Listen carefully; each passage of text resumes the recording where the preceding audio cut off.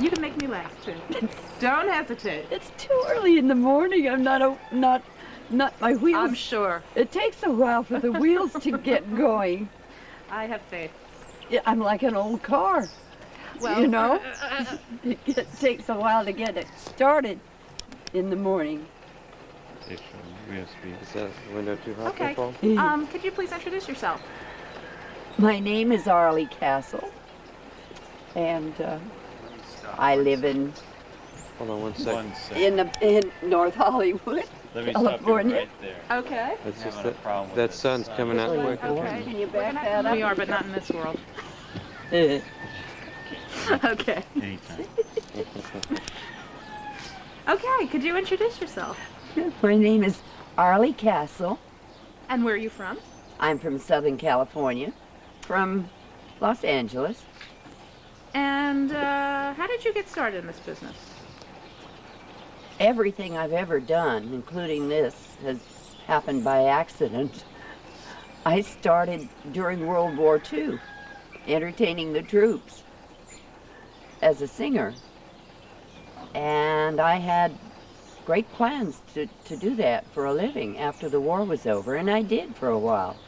And I was in summer musical theater, and I did radio, network, and local. And I got to the point where I really needed to know where the rent money was coming from because the jobs were not that consistent. And so I wound up on the other end of the business, and eventually in the music business, music publishing. And I spent about 40 years in copyright administration. What made you come back out in front of the cameras? It was an accident. What happened? A friend of mine is an agent, and he invited me over to his new office one day, and I went over, and there were a few people sitting around. We were all talking, you know, and I was having a wonderful time. And the next thing I knew, I was having headshots taken, and I booked a national commercial, and I've been at it ever since. What do you say to people who say, Arleigh, don't you want to, like, settle down, retire? You're at an age where you have the luxury of doing that. What do you do? No, I don't have that luxury. There is no such thing. I mean, the retirement is out of the question. One way or another, I have to bring home the bacon. And I have to tell you, life begins at 70. And it's true. And you got to keep that in your head, too. Keep going. What do you think of the kinds of roles that are available to mature women? I think they're wonderful. Do you think that's changed from the past? I don't know. I think there's a new appreciation of people in their golden years. I think they're beginning to find out that there's gold in them Nar Hills, you know? And, we're like the young ones. We're, you know, blossoming out and becoming quite active in the industry. Well, you know, there are a lot of articles and a lot of news stories about how the Goldie Hawns of the world and the Sharon Stones are in their golden years, and they're getting all these roles that have never been available to women before. What do you think about that? I think there's a time and a place for all of them. I think there's room for everybody. You know, we go through life. We all have different stages of life, and it's the same when you're working. You have values that increase with your years, your experience, and it applies to whatever work you're doing. And you just get better, that's all. What do you think about someone calling Sharon Stone in her golden years? I think it would be wonderful. But I mean, saying someone who's 40 years old is... In their golden years? The term as applied to people my age, you mean? The term as applied to someone who's 40. Maybe it's not golden years. I think it's years. a bit silly. I think they're anticipating, don't you? Yes, I do. I hope you don't use that. They might not like it. We won't. I'm lisping, and I don't mean to be. It's too early in the morning, and my tongue is sticking to my teeth.